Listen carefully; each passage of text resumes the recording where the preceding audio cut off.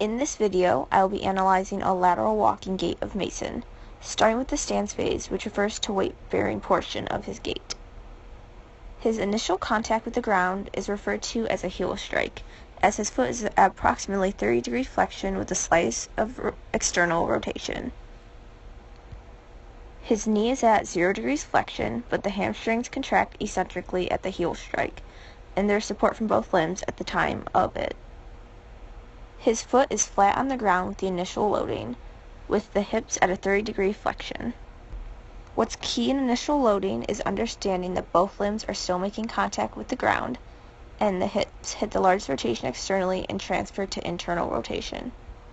The mid stance is shown here, as is a single limb support, as the femur is internally rotating with a slight adduction.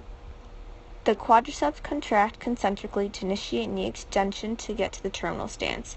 The knee is in a stable position in mid-stance.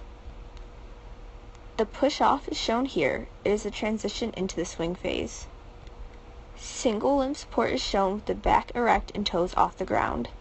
The hips are reaching peak internal rotation and begins the transition into the swing phase.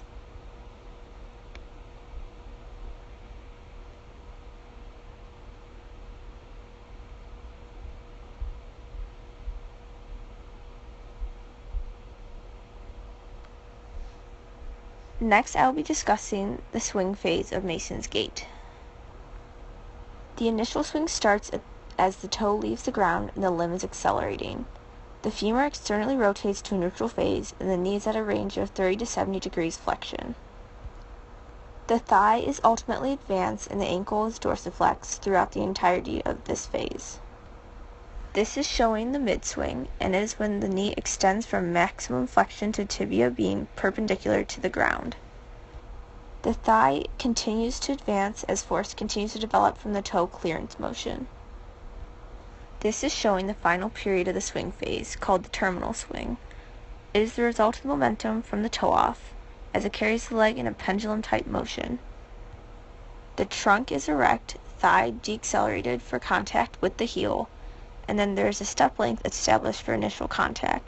The femur rotates externally and the knee is extended. And that is my analysis of Mason's gait.